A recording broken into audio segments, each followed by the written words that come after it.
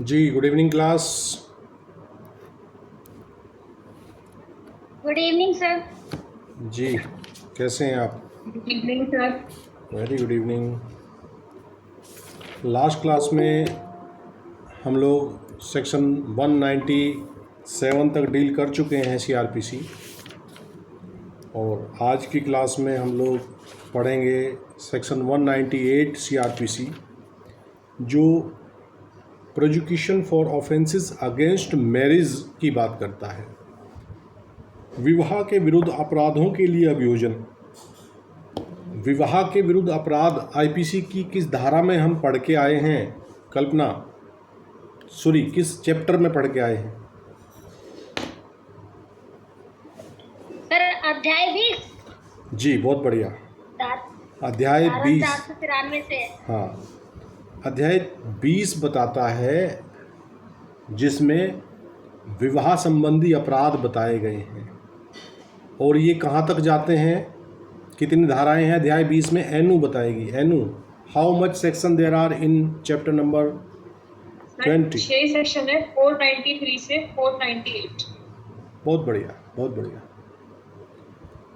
तो उन 6 के 6 सेक्शंस के लिए अभियोजन का क्या स्वरूप रहेगा, अभियोजन कैसे चलेगा, कौन संज्ञान लेगा, किसकी कंप्लेंट पे संज्ञान लेगा, ये सारी बातें 198 डिस्कस करेगा।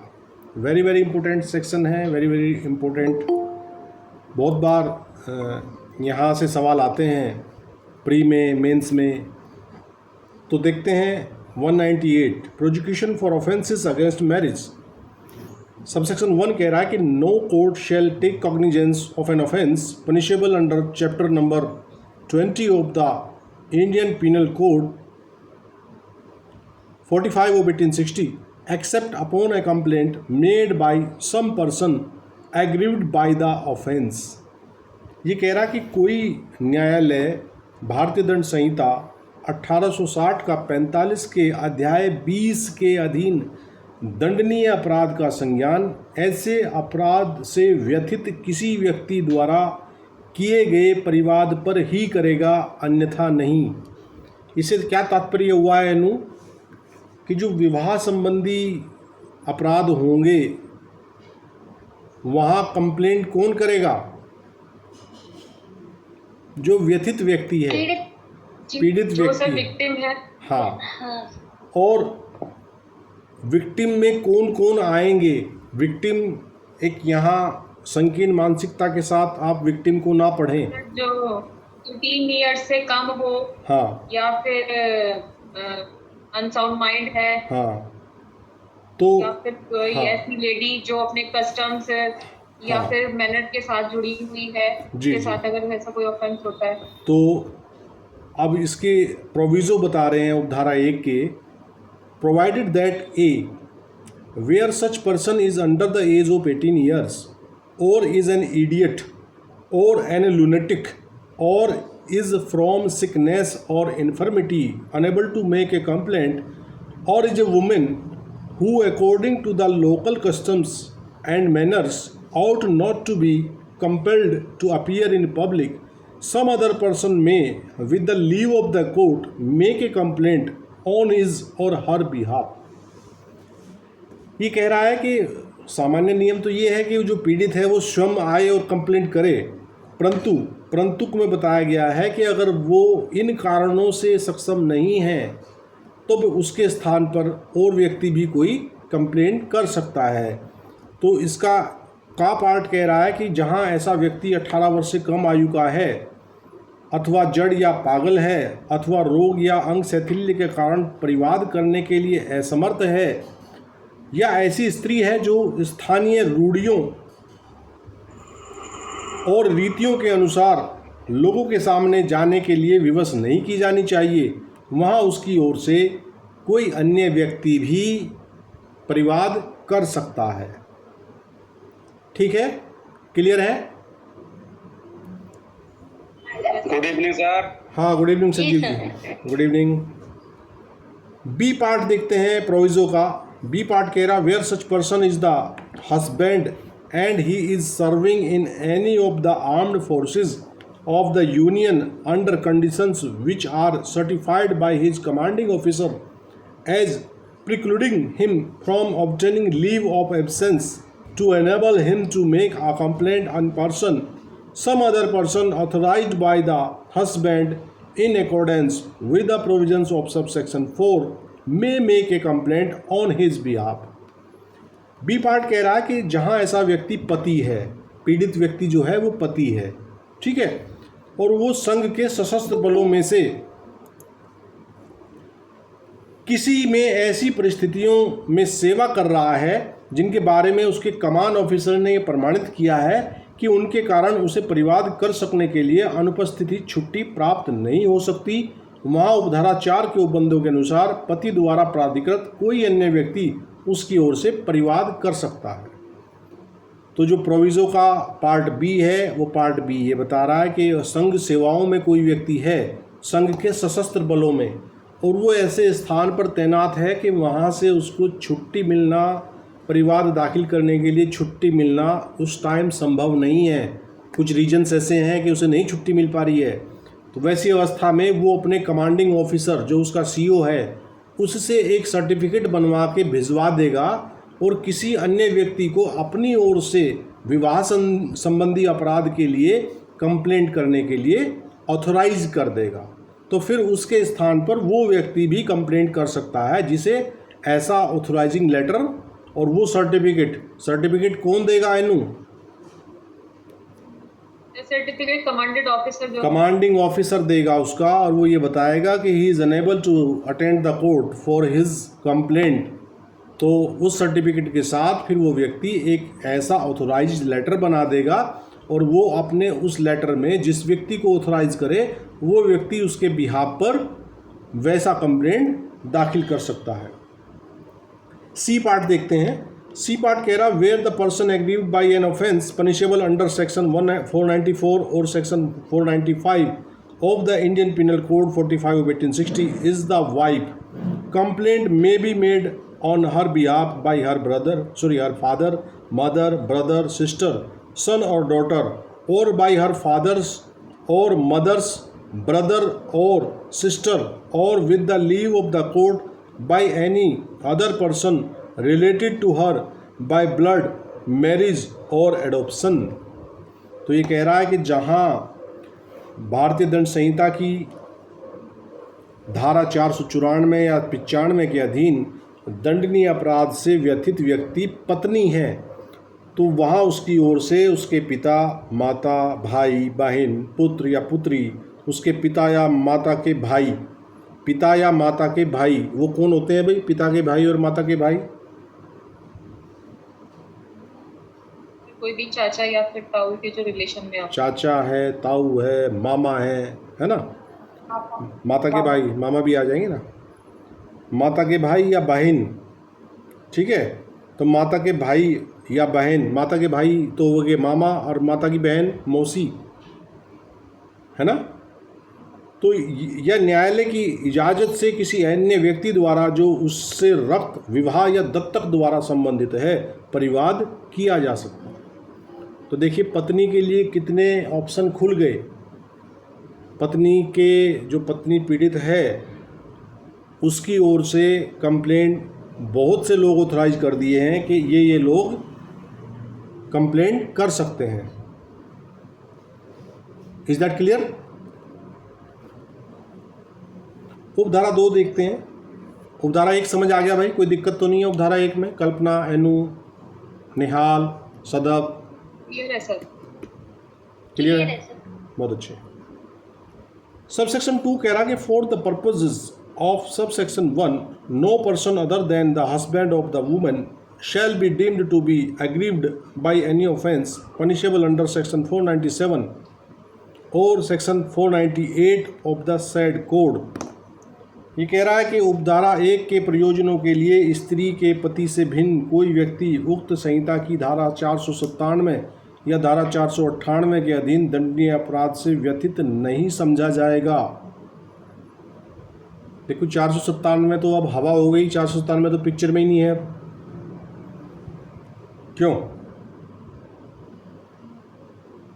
जी सर। कौन से केस लॉ के द्वारा 497 को नल एंड वॉइड घोषित किया गया है? जोसेफसन की कौन सा? सर जोसेफ साइन वाले Joseph Shine. Joseph Shine, Shine बोले हैं, Shine. Joseph Shine versus Union of India. जी सर। सन कौन सा है इसका? सदब 2018। जी sir. 2018। Good evening sir. Good evening सदब।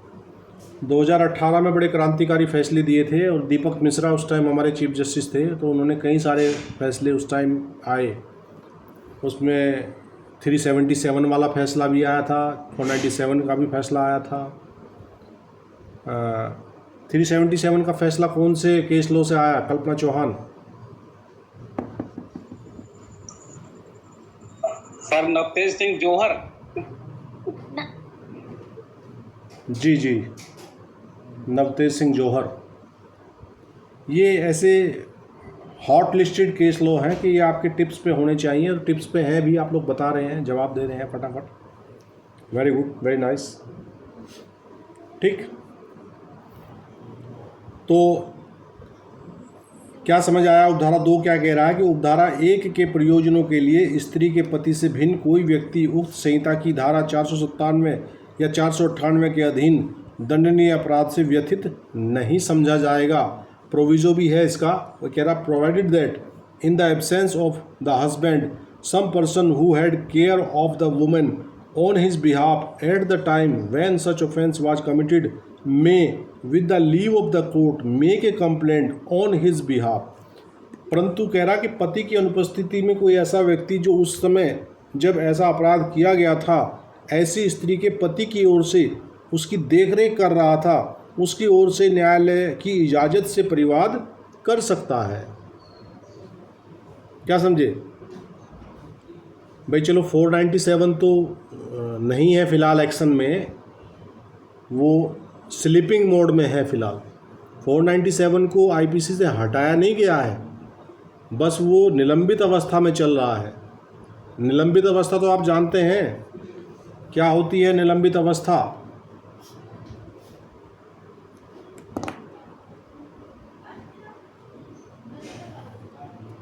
जी, जो कुछ समय के लिए सस्पेंडेड कर दिए जाते हैं। हाँ, अब ये कुछ समय के लिए नहीं है, ये सस्पेंडेड है जब तक कि संसद के द्वारा उसके स्थान पर उसको हटाना दिया जाए या सुप्रीम कोर्ट ही अपने किसी निर्णय से उसको पुनः बहाल ना कर दे।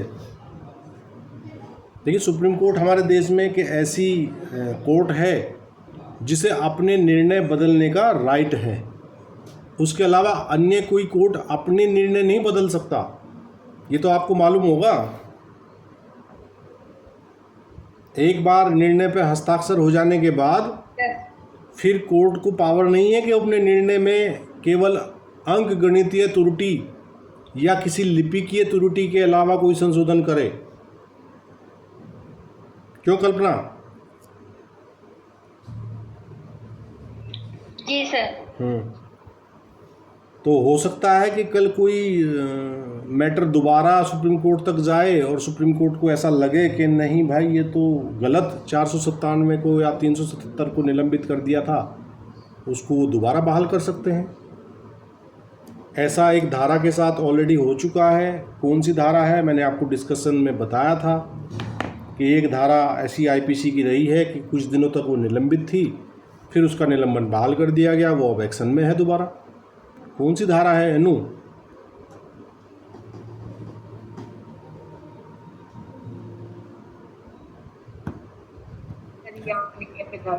क्या कह रहे हो? सर अभी तो याद नहीं आ रही है कौन सी। जोर से बोलो, जय माता दी। हाँ जी, और किसी के याद है? कल्पना आपके याद है? सर याद होती तो अब तक बोल चुके होते। वेरी गुड, बहुत अच्छे। सदब?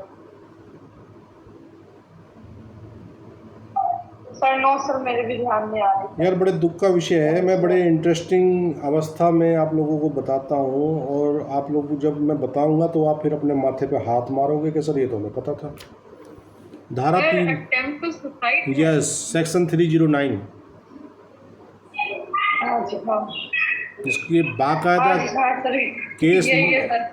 केस लॉ के साथ सारी बातें मैंने बताई हुई हैं कि जी सर। किस केस लॉ से ये निलंबित की गई थी, किस केस लॉ से ये बहाल की गई है ना। समस्या ये है कि आप लोग रिवीजन नहीं करते हैं। रिवीजन किया करो। देखो, सर नहीं हो रही। आप लोग एक बहुत बड़ी परीक्षा की तैयारी में हो, आप लोग एक ऐसी परीक्षा की तैयारी में हो कि यदि वो आप परीक्षा पास कर लेते हैं और आपको राइट मिल जाता है किसी व्यक्ति के जीवन मृत्यु के फैसले करने का। भाई एक तो भगवान को, ऊपर वाले को राइट है किसी के जीवन मृत्यु के फैसले करने का, और एक उसके बाद जज को है जो वैध रूप से किसी की जीवन मृत्यु का फैसला करता है ना। तो वैसे बड़े पद पर जाने के लिए आप लोगों को तैयारी भी बड़ी करनी पड़ेगी। बड़े बूढ़ों की कहावत है कि यदि शेर का शिकार करने कुत्ते का शिकार करने जा रहे हो तो शेर की तैयारी के साथ जाओ,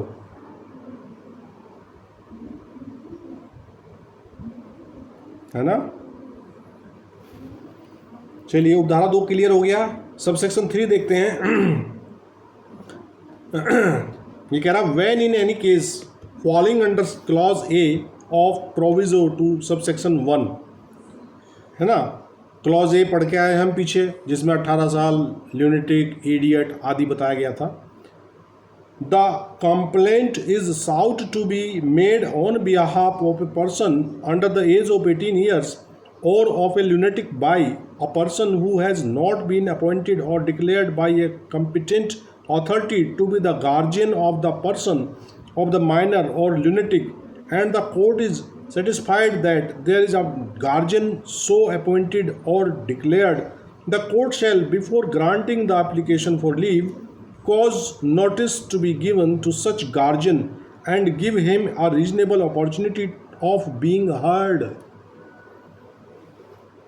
उपधारा 3 ये कह रहा है कि जब उपधारा 1 के परंतु के खंड के अधीन आने वाले किसी मामले में 18 वर्ष से कम आयु के व्यक्ति या पागल व्यक्ति की ओर से किसी ऐसे व्यक्ति द्वारा परिवाद किया जाता है जो सक्षम प्राधिकारी द्वारा अवयस्क या पागल के शरीर का संरक्षक नियुक्त या घोषित नहीं किया गया है। क्या समझे? वो व्यक्ति जो यहाँ कंप्लेंट ला रहा है वो उस व्यक्ति का गार्जियन किसी सक्षम प्राधिकारी के द्वारा डिक्लेयर्ड नहीं है और वो परिवाद ला रहा है उसकी तरफ से, तब क्या होगा?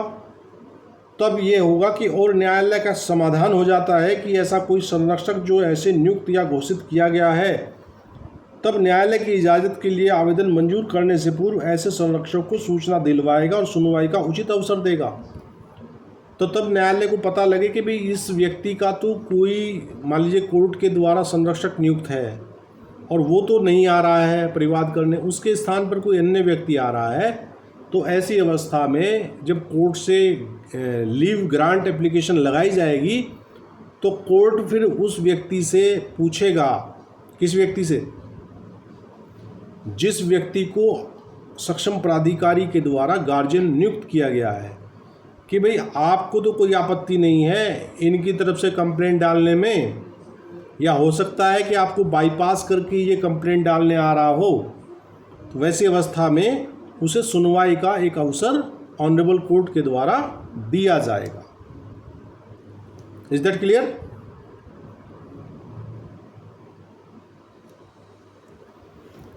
उदाहरण 4 देखते हैं। ये कह रहा the authorisation referred to in clause B of the proviso to sub section 1 shall be in writing, shall be signed or otherwise attested by the husband, shall contain a statement to the effect that he has been informed of the allegations upon which the complaint is to be founded, shall be countersigned by his commanding officer, and shall be accompanied by a certificate signed by that officer to the effect that leave of absence for the purpose of making a complaint in person cannot for the time being be granted to the husband।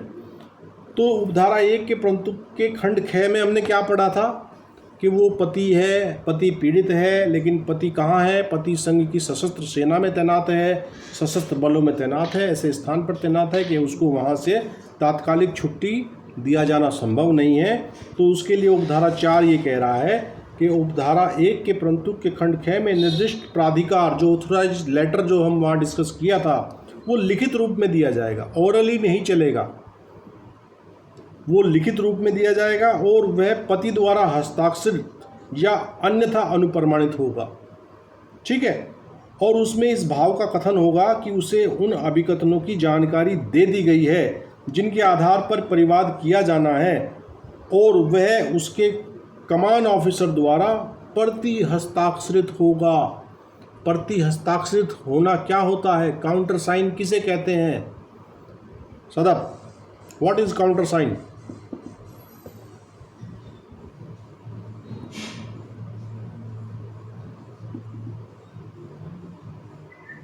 Sir counter sign तो मतलब मैंने सुना है school वगैरह में देते हैं, तो नंबर 1 मतलब जो काम होता है पक्का प्रूफ उसके लिए होता होगा। क्या क्या क्या दोबारा बोलना? सर मैंने ये सुना है मैंने ये सुना है कि काउंटर साइन तब होते हैं जिनको जैसे कि किसी को टीसी वगैरह लेनी है तो उनको वो 1 नंबर में रहता है, मतलब काम 2 नंबर का नहीं मानते हैं, उसको लीगली मानते हैं कि हाँ लीगली प्रोसेस हुआ है। बहुत अच्छा। हाँ, सामान्यतः हम लोग टीसी मतलब सर 2 नंबर के साइन ना हो, 1 नंबर के साइन चाहिए उनका। 1 नंबर, अच्छा 1 नंबर और 2 नंबर के साइन भी होते हैं, है ना? 1 नंबर और 2 नंबर तो पुराने टाइम में, अब तो बच्चे पूछते हैं क्लास में मे आई गो टू टॉयलेट मैम, है ना? और जो हमारे सरकारी स्कूल होते थे उसमें क्या पूछते थे कि 1 नंबर जाना है मैम, 2 नंबर जाना है मैम। है ना? तो देखिए काउंटर साइन का मतलब ये है कि कोई डॉक्यूमेंट है ना? वो डॉक्यूमेंट पति के द्वारा हस्ताक्षरित हो गया, फिर वो डॉक्यूमेंट जो है वो कमांडिंग ऑफिसर के द्वारा काउंटर साइन होगा, वो उस पर अपने हस्ताक्षर भी बनाएगा कि ये जो ऑथोराइजेशन लेटर है ये बिल्कुल सही दिया जा रहा है, मैं इसे प्रमाणित करता हूँ। और साथ में वो अपना एक सर्टिफिकेट भी देगा जो छुट्टी ना मिलने वाला सर्टिफिकेट है।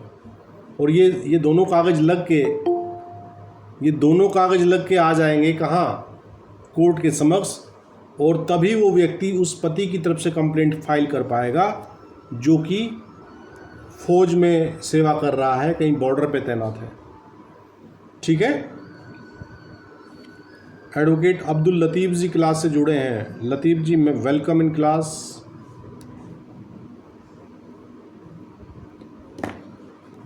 जी, कहाँ से हो अब्दुल लतीफ़ जी?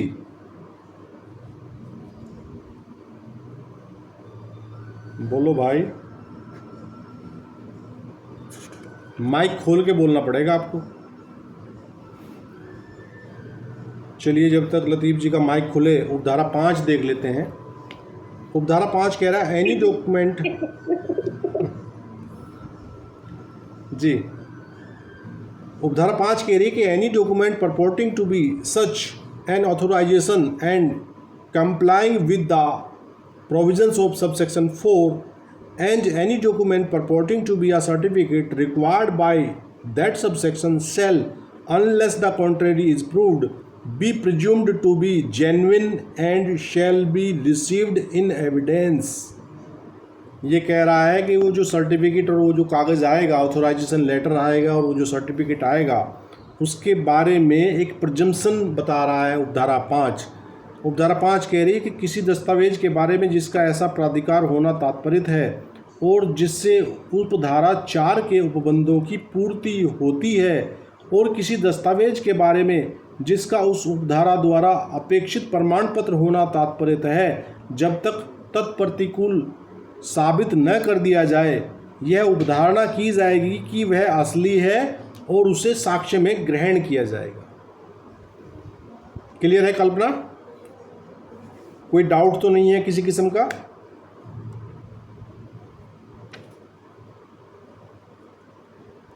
हाँ जी, हैनू, निहाल अहमद जी, समझ आ रहा है भाई?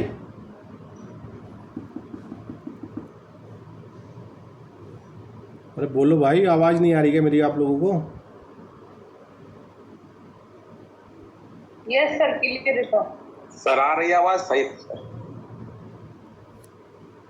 हाँ, कई बार मैं पूछता हूँ तो पहले आपके चक्कर में आप बैठे रहते हो कि कोई और बोले। मैं बाय नेम भी बोल रहा हूँ तो बाय नेम से भी नहीं सुन पा रहे हैं। कोई बात नहीं। तो उपधारा 5 से क्या समझ में आया नू, जरा बताना एक बार।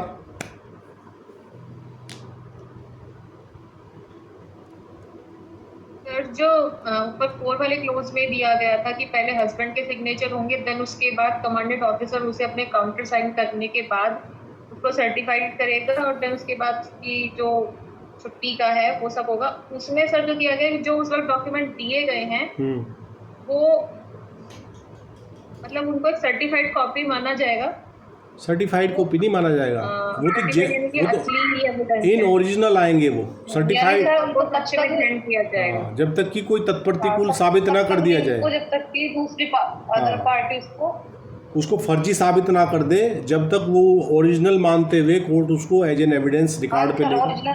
हाँ, तो ये एक प्रिजम्पशन है, ये उसके जेन्युइन होने की प्रिजम्पशन, ठीक है ना। उपधारा 6 कह रही है, no court shall take cognizance of an offence under section 376 of the Indian Penal Code 45 of 1860 where such offence consist of sexual intercourse by a man with his own wife, the wife being under 18 years of age, if more than 1 year has elapsed from the date of the commission of the offense। ये कह रहा है कि कोई न्यायालय भारतीय दंड संहिता की धारा 376 के अधीन अपराध का संज्ञान, जहां ऐसा अपराध किसी पुरुष द्वारा 18 वर्ष से कम आयु की अपनी पत्नी के साथ मैथुन करता है, उस दशा में न करेगा जब उस अपराध के किए जाने की तारीख से 1 वर्ष से अधिक समय व्यतीत हो चुका हो। तो लिमिटेशन है 376 में, यदि पत्नी पति के ऊपर आरोप लगा रही है रेप का, जब वो 18 वर्ष से कम आयु की हो। ठीक है, इज दैट क्लियर? कुछ पल्ले पर हो भैया?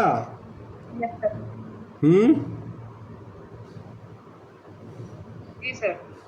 हाँ, तो वो उसके पास, उस पत्नी के पास केवल 1 साल का समय है। 1 साल के समय के अंदर अंदर जाके वो कंप्लेंट फाइल कर दे अपने पति के विरुद्ध तो ठीक, और यदि वो 365 से 366वें दिन जाती है तो कोर्ट कहेगी कि आप तो उपधारा 6 से हिट हो गया आपका मामला, तो आप 1 वर्ष गुजार के आए हैं, तो आपके इस मामले पर हम संज्ञान नहीं लेंगे क्योंकि 1 वर्ष की समय सीमा व्यतीत हो चुकी है। तो ये भी एक प्री का सवाल बन सकता है कि ऐसी अवस्था में कितने समय का उसका सीमा काल है, लिमिटेशन कितना है? 1 ईयर। और इसकी 7वीं उपधारा कह रही है, the provisions of this section apply to the abetment of और attempt to commit an offence as they apply to the offence. और उपधारा 7 कह रही है कि इस धारा के उपबंध किसी अपराध के दुष्प्रेरण या अपराध करने के प्रयत्न को ऐसे लागू होंगे जैसे वे अपराध को लागू होते हैं। तो यदि इन अपराधों के प्रयत्न हो या इन अपराधों का दुष्प्रेरण हो तो उसमें भी यही धाराएं काम करेंगी उसका संज्ञान लेने के लिए भी। Is that clear? अगली धारा है 198A। ये कह रही है, prosecution of offences under section 498A of the Indian Penal code. 198A कह रहा है कि भारतीय दंड संहिता की धारा 498A के अधीन अपराधों का अभियोजन। 498A में क्या पढ़ा है हमने कल्पना?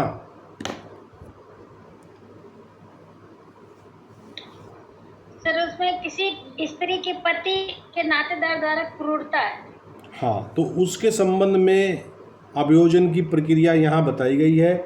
ये कह रहा no court shall take cognizance of an offence punishable under section 498 of the Indian Penal Code 45 of 1860 except upon a police report of facts which constitute such offence or upon a complaint made by the person aggrieved by the offence or by her father, mother, brother, sister, or by her father's or mother's brother or sister, or with the leave of the court by any other person related to her by blood, marriage or adoption।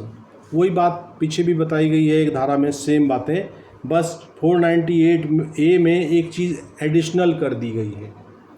उसमें क्या additional है कि कोई न्यायालय भारतीय दंड संहिता की धारा 498 के अधीन दंडनीय अपराध का संज्ञान ऐसे अपराध को गठित करने वाले तथ्यों की पुलिस रिपोर्ट पर, यानी कि 498A की पुलिस रिपोर्ट भी हो सकती है।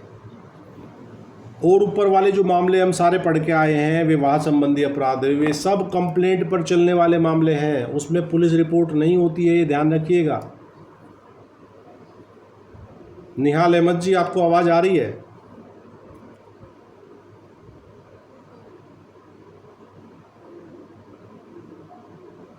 जी,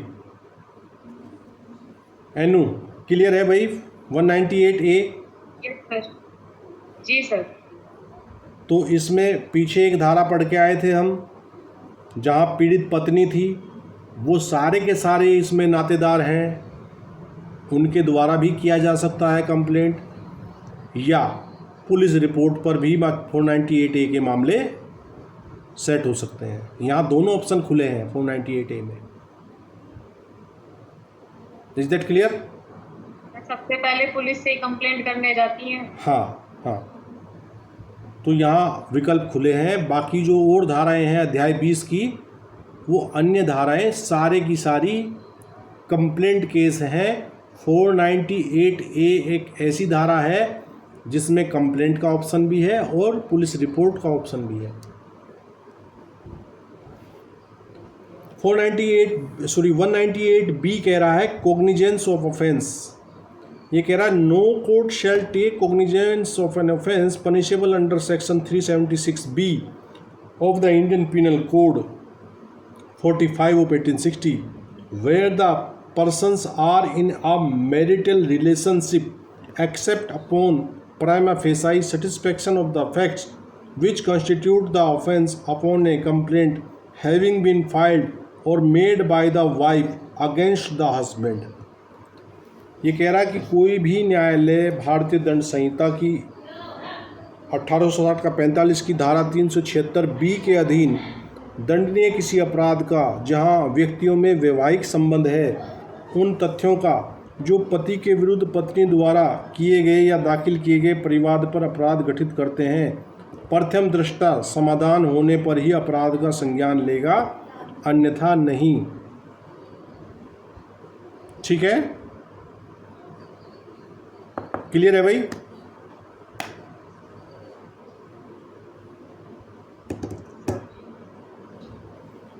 अब अगली धारा जो है वो 199 बात करती है प्रोजिक्यूशन फॉर डिफेमेशन की। प्रोजिक्यूशन फॉर डिफेमेशन की बात करती है सेक्शन 199। डिफेमेशन क्या होता है और ये हमने आईपीसी के कौन से अध्याय में पढ़ा है एनु?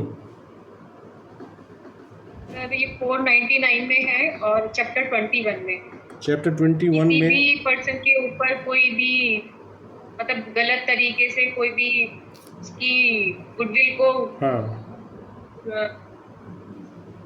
को खराब करना, उसके मान सम्मान को ठेस पहुंचाना, मान मर्दन करना, मान हानि करना, है ना।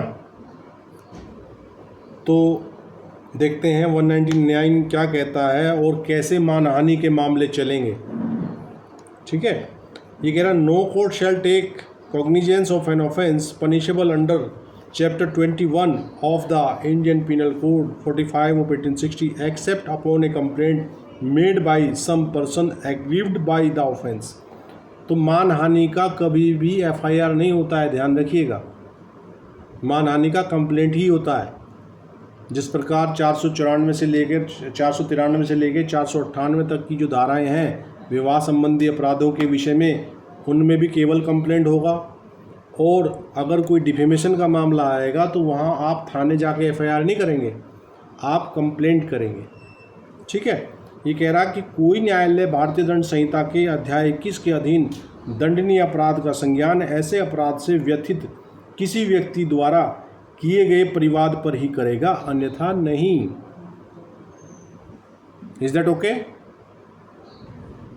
प्रोविजो कह रहा है कि provided that where such person is under the age of 18 years और इज एन इडियट और एन लूनेटिक और फ्रॉम सिकनेस, है ना, और infirmity unable to make a complaint और is a woman who according to the local customs and manners ought not to be compelled to appear in public, some other person may, with the leave of the court, make a complaint on his or her behalf। वही बात जो पीछे हम पढ़ के आए हैं कि कोई 18 वर्ष से कम आयु का व्यक्ति है, कोई लूनेटिक है, कोई इडियट है, कोई किसी बीमारी की वजह से ग्रस्त होने की वजह से नहीं कोर्ट के समक्ष हाजिर हो सकता, कोई स्त्री है जो अपने सामाजिक कारणों की वजह से पब्लिकली नहीं आ सकती, तो यहाँ फिर कोई अन्य व्यक्ति उनकी तरफ से with the leave of the court, न्यायालय से अनुमति प्राप्त करने के बाद वैसा परिवाद कर सकता है। तो सामान्य नियम तो ये है कि व्यक्ति खुद आए, और यदि ऐसी अवस्थाएं हैं तो उस व्यक्ति के बिहाफ पर कोई अन्य व्यक्ति भी ऐसा कंप्लेंट फाइल कर सकता है। उपधारा 1 क्लियर है भाई, कोई दिक्कत तो नहीं? चलिए उपधारा 2 देखते हैं। ये कह रहा notwithstanding anything contained in this code when any offence falling under chapter 21 of the Indian Penal Code 45 of 1860 alleged to have been committed against a person who at the time of such commission is the President of India, the Vice President of India, the Governor of a state, the administrator of a union territory, or a minister of the union or a state or a union territory, or any other public servant employed in connection with the affairs of the union or of a state in respect of his conduct in the discharge of his public functions. A court of session may take cognizance of such offence without the case being committed to it upon a complaint in writing made by the public prosecutor। तो उपधारा 2 ने ये बताया है कि ये specific वर्गीकरण करती है उपधारा 2। इसमें विशेष वीआईपी लोग हैं, उनके विषय में यदि मानहानि की जा रही है तब क्या होगा, ये उपधारा 2 बता रही है 199 की।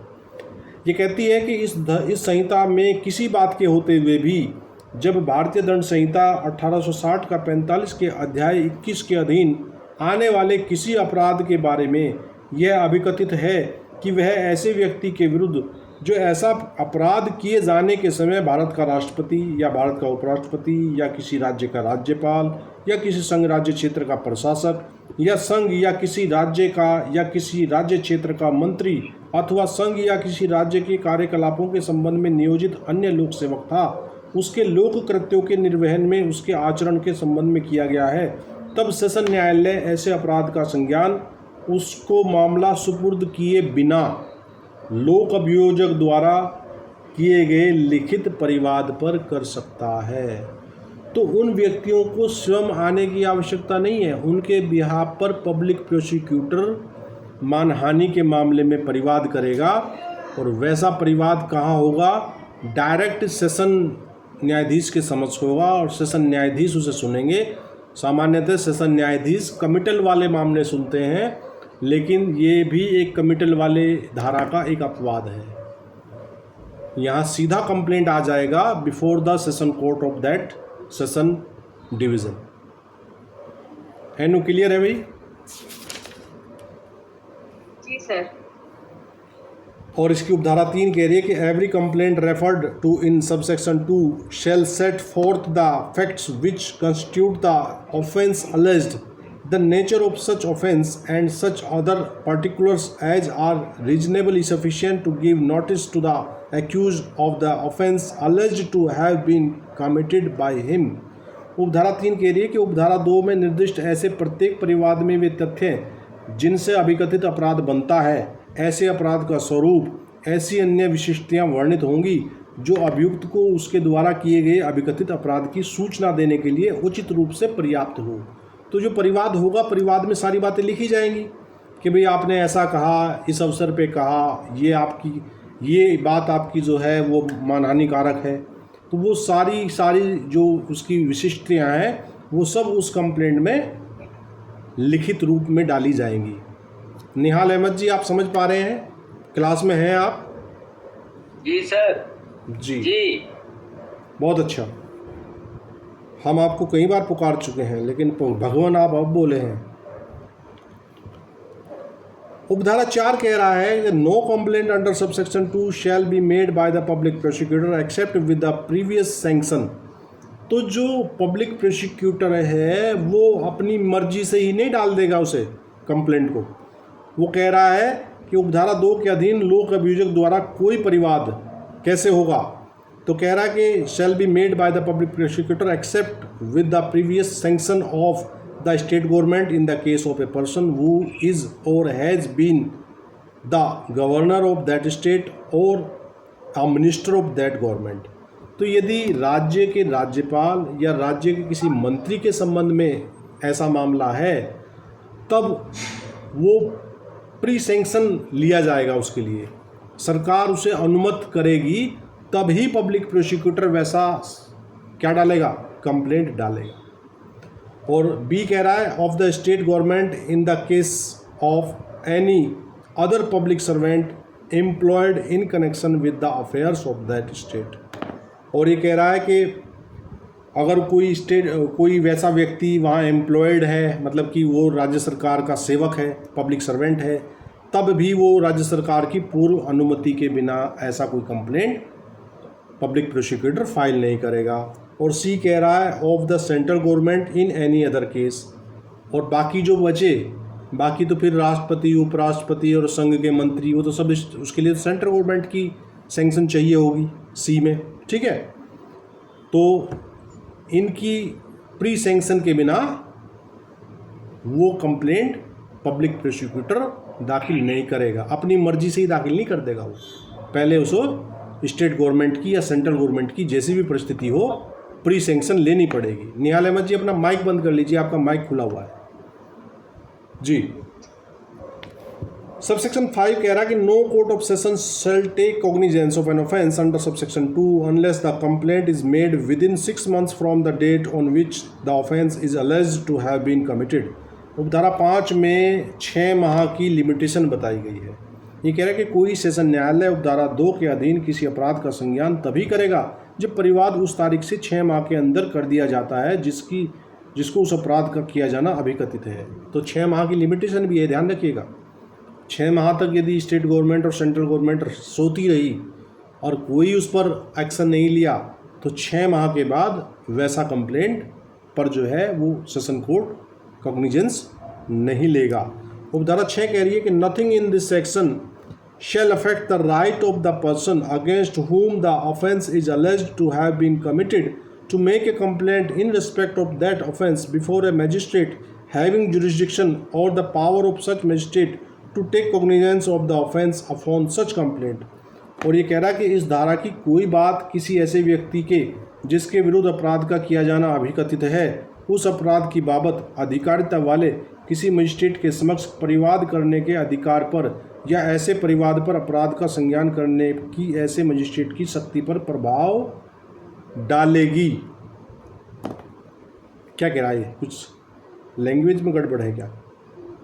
Nothing in this section shall affect, तो शक्ति पर प्रभाव नहीं डालेगी, ये होना चाहिए हिंदी वर्जन। आपके बैरक में हिंदी में देखना क्या लिखा हुआ है एनु? सर ये लिखा है मजिस्ट्रेट की शक्ति पर प्रभाव डालेगी। चलिए देखते हैं, दोबारा पढ़ते हैं। इस धारा की कोई बात किसी ऐसे व्यक्ति के जिसके विरुद्ध अपराध का किया जाना अभिकथित है उस अपराध की बाबत अधिकारिता वाले किसी मजिस्ट्रेट के समक्ष परिवाद करने के अधिकार पर या ऐसे परिवाद पर अपराध का संज्ञान करने की ऐसे मजिस्ट्रेट की शक्ति पर प्रभाव डालेगी। और इंग्लिश वर्जन क्या कह रहा है? English version nothing in this section shall affect the right of the person, वहाँ नेगेटिव वर्ड आ रहा है, यहाँ कह रहा डालेगी। हिंदी वर्जन तो ये होना चाहिए कि प्रभाव नहीं डालेगी। सर मेरे मेरे में प्रभाव ना डालेगी लिखा है। हाँ, तो प्रभाव ना डालेगी आएगा। आप संजीव, आपने बैरेक्ट में देखना।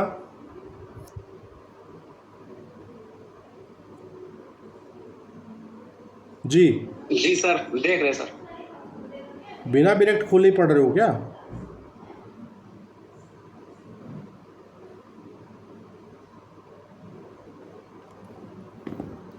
जी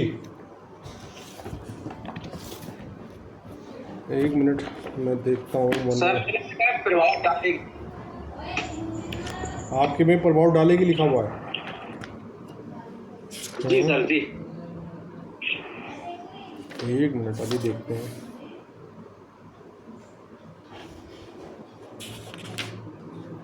वन 199 इस धारा की कोई बात किसी ऐसे व्यक्ति के जिसके विरुद्ध अपराध का किया जाना अभिकथित है, उस अपराध की बाबत अधिकारिता वाले किसी मजिस्ट्रेट के समक्ष परिवाद करने के अधिकार पर या ऐसे परिवाद पर अपराध का संज्ञान करने की ऐसे मजिस्ट्रेट की शक्ति पर प्रभाव डालेगी। ये बुक में भी ऐसा ही लिखा हुआ है, लेकिन जो इंग्लिश वर्जन है उसका अर्थ क्या निकल रहा है? इंग्लिश वर्जन कह रहा है nothing in this section shall affect the right of the person, यानी कि उस व्यक्ति का जो राइट है, जो ये व्यक्ति इसमें बताए गए हैं ऊपर, तो अगर सेशन कोर्ट में एसपीपी के द्वारा उनके लिए कोई परिवाद नहीं किया जा रहा है तो वो अपना परिवाद मजिस्ट्रेट न्यायालय में डाल देंगे, तो उस मजिस्ट्रेट न्यायालय के जो अधिकार क्षेत्र है उस पर कोई प्रभाव नहीं पड़ेगा इसका। मतलब हम ये समझ पा रहे हैं, इसका इंग्लिश वर्जन यही कह रहा है। क्यों एनु? जी सर। सर हमारे पास 2 बैरेक्ट हैं, दोनों में यही लिखा है हिंदी वाले में कि मजिस्ट्रेट की शक्ति पर प्रभाव डालेगी, ना शब्द नहीं लिखा है।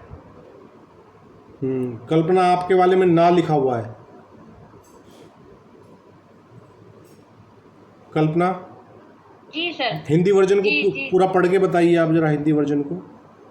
उपधारा 6। इस धारा की कोई बात किसी ऐसे व्यक्ति के जिसके विरुद्ध अपराध का किया जाना अभिकथित है, उस अपराध की बाबत अधिकारिता वाले किसी मजिस्ट्रेट के समक्ष परिवाद करने के अधिकार पर या ऐसे परिवाद पर अपराध का संज्ञान करने की ऐसी मजिस्ट्रेट की शक्ति पर प्रभाव ना डालेगी। हाँ, ये ना डालेगी आना चाहिए। और कई स्थान पर एनयूके में भी, मेरे वाले में भी एक बुक है मेरे पास, उसमें भी डालेगी लिखा हुआ है। तो आई थिंक दिस इज़ जो है ये, इसको हम और बैरेक्ट में भी देखें। निहाल जी, आपके पास बैरेक्ट है? टेक्स्ट बुक है सर। अच्छा, संजीव जी आपने क्या देखा? सर प्रभाव डालेगी लिखा है सर। प्रभाव डालेगी यही है सर। यही है सर। लेकिन यार केवल कल्पना के में लिखा ना मतलब नहीं, जो इसका इंग्लिश वर्जन है उसे देख लो यार, वहाँ मनाही तो कर रहा है वो, nothing in this section shall affect.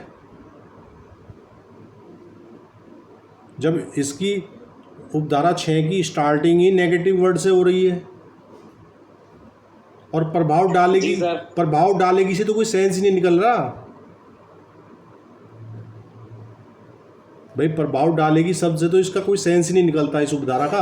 ये उपधारा 6 तो ये कह रही है कि अगर मान लीजिए वो जो पीड़ित व्यक्ति हैं जिनके विरुद्ध अपराध किया गया है, सपोज कीजिए कोई मंत्री थे और मंत्री के कोई मानहानि हुई और गवर्नमेंट ने सैंक्शन नहीं दिया उसको, एसपीपी को, तो उसका व्यक्तिगत राइट भी तो है, वो अपने स्थानीय क्षेत्राधिकार वाले मजिस्ट्रेट के यहाँ आके कंप्लेंट फाइल कर देगा। तो यही तो कहना चाह रहा है ये धारा 6, उपधारा 6। चलिए बाकी इसको और भी देखेंगे और बैरेक्ट में चेक करेंगे।